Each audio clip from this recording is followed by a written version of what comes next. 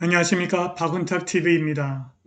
오늘 방송의 제목은 상위 0.1% 진입 시나리오입니다. 안녕하십니까, 구독자 여러분. 오래간만에 방송을 하게 되었습니다.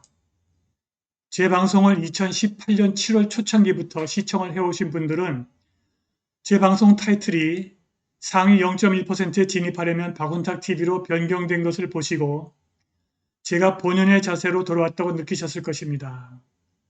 원래 제 방송의 주제는 저희 전공 국제정치경제 (International Political Economy)입니다.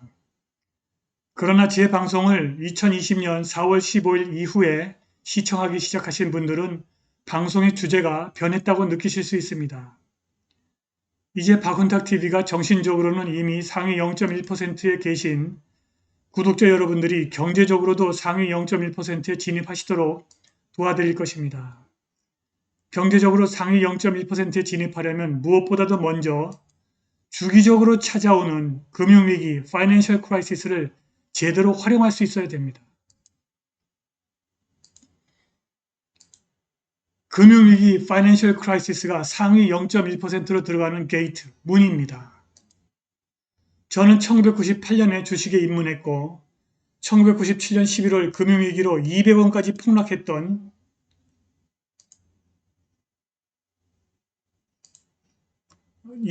폭락했던 증권사 주식이 12,000원 이상으로 폭등하는 것을 지켜봤습니다. 그때 그 엄청난 차익을 외국인이 다 가져갔습니다. 그리고 2008-9년 미국발 글로벌 금융위기 때에도 폭락한 주식의 폭등을 목격했습니다. 2회에 걸친 금융위기를 통해서 금융위기를 예측하고 이용해야만 부자가 될 수 있음을 확인한 것입니다. 정밀한 금융위기 예측은 제게 맡겨주시기 바랍니다.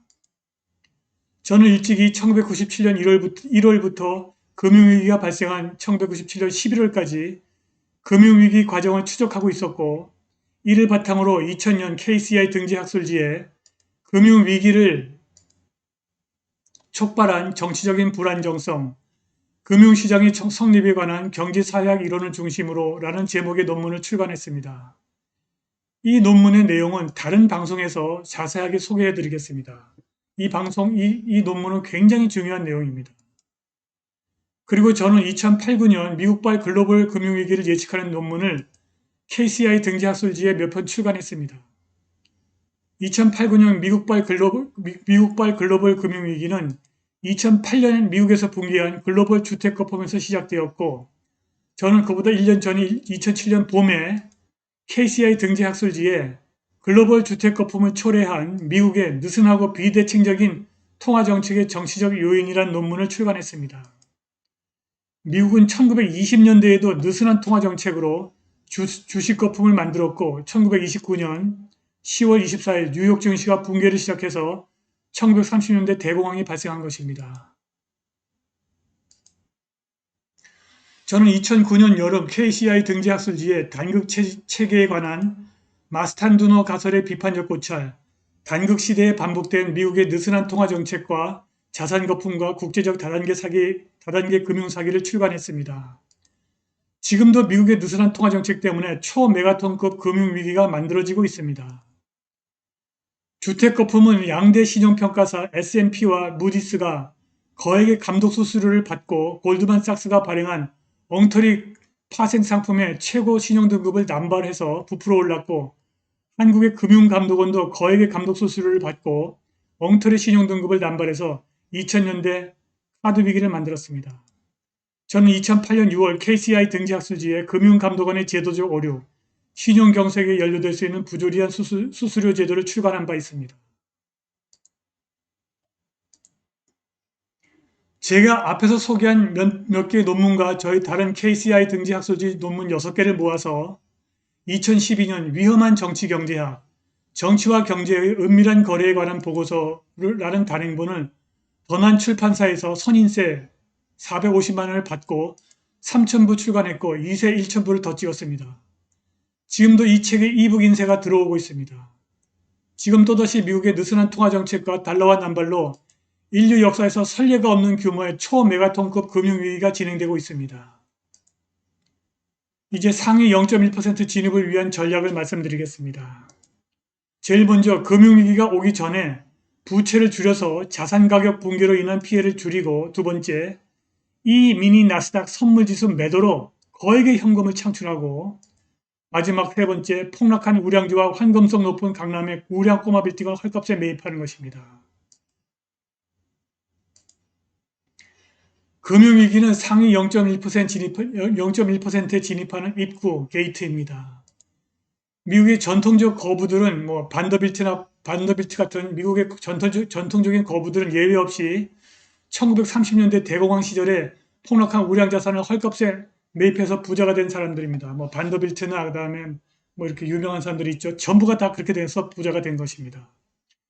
그런데 최근 해외 선물 시장에 S&P 500과 나스닥 100 선물 지수를 거래하는 파생 상품이 생겼습니다. 주가 지수가 하락할 때 매도로 진입하면 엄청난 규모의 현금을 즉각 창출할 수 있습니다.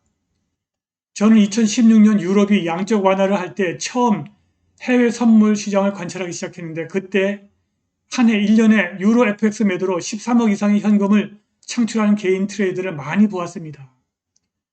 그때부터 저도 해외 선물을 공부해 하고 있습니다. 금융위기가 시작되면 S&P 500이나 나스닥 100 선물지수 매도로 거액의 현금을 확보할 수 있도록 구독자들께서도 준비하시기 바랍니다.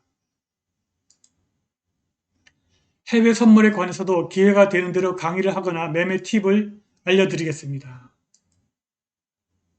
이미 미국발 글로벌 금융위기를 예측하는 연구가 나와 있습니다. 자, 여러분, 아마존닷컴에 가시면 이런 오디오북을 찾을 수 있습니다. 오디오북.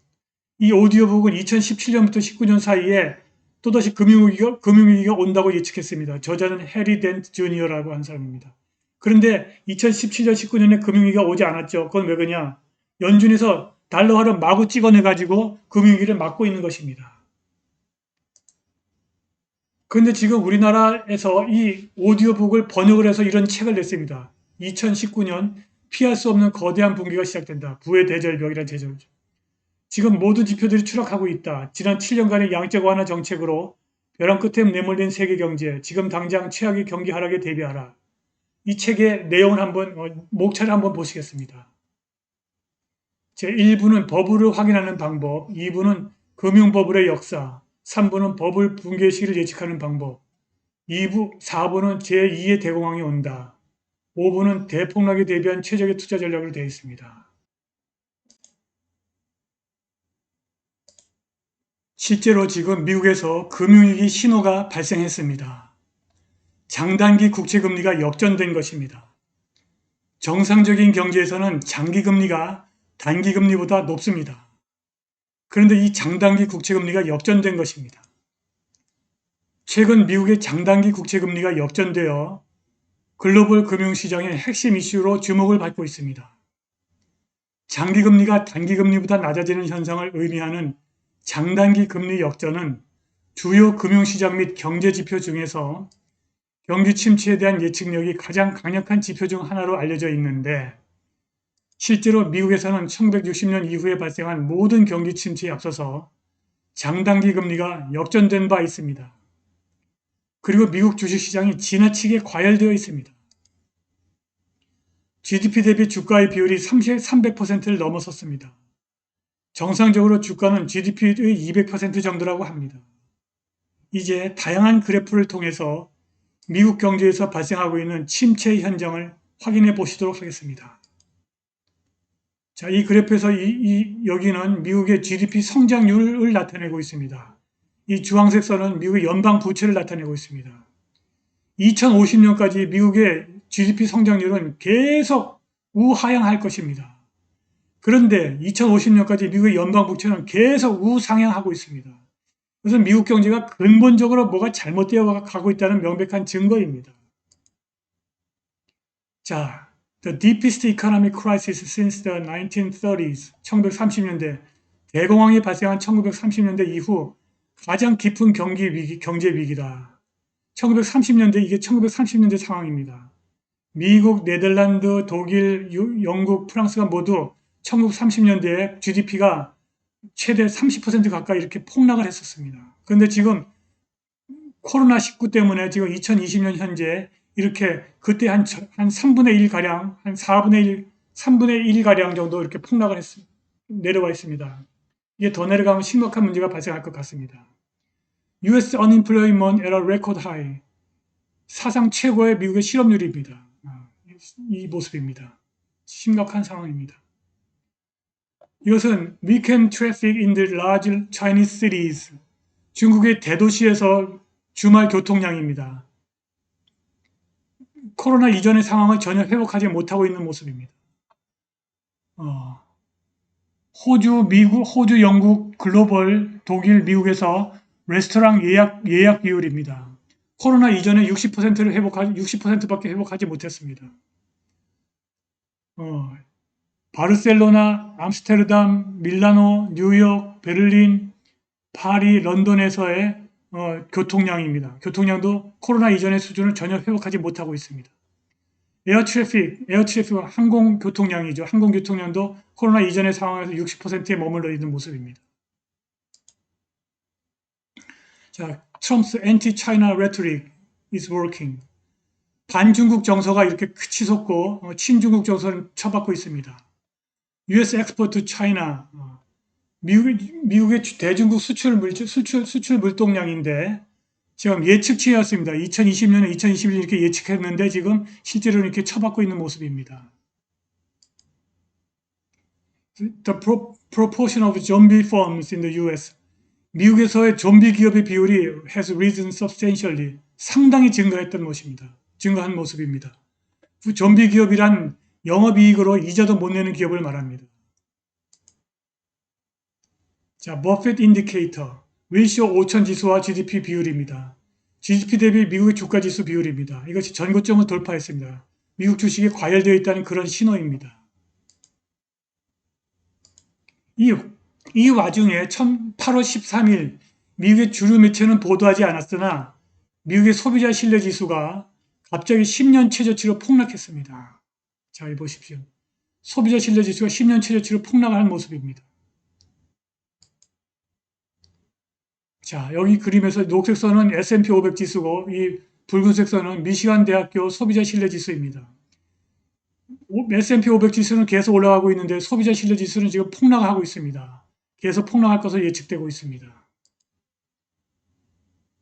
자, 이것은 글로벌 유동성과 월가의 지수입니다.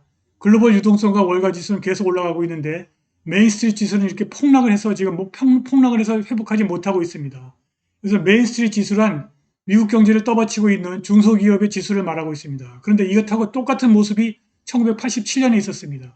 1987년에는 미국의 지금 대업체 부도로 큰 금융위기가 발생한 그런 해입니다. 그것과 지금 똑같은 모습입니다. 지금 이 왼쪽 그림은 미국의 S&P 500 지수와 미국의 연준의 대차대조표, 연준의 통화정책과의 상관관계를 보여주고 있는 그래프입니다. 2009년에 글로벌 금융위기가 왔을 때 첫 번째 QE1 스타트, 첫 번째 양적 완화가 시작돼서 S&P 500 지수가 올라갔습니다. 그리고 여기서 양적 완화 두 번째 시작했고 세 번째 오퍼레이션 트위스트라는 것은 발생했습니다. 이것은 단기 국채를 팔아서 그 돈으로 장기 국채를 사는 것을 말합니다. 그 뒤에 또 세 번째 양적 완화가 있었습니다. 그래서 이렇게 쭉 떴습니다. 쭉 떴고 여기서 ECB 유럽 중앙은행에서도 양적 완화를 시작해서 세계 경제가 떴습니다. 그리고 지금 2020년 초에 또 양적 완화, 네 번째 양적 완화를 해서 오늘에 이르고 있습니다.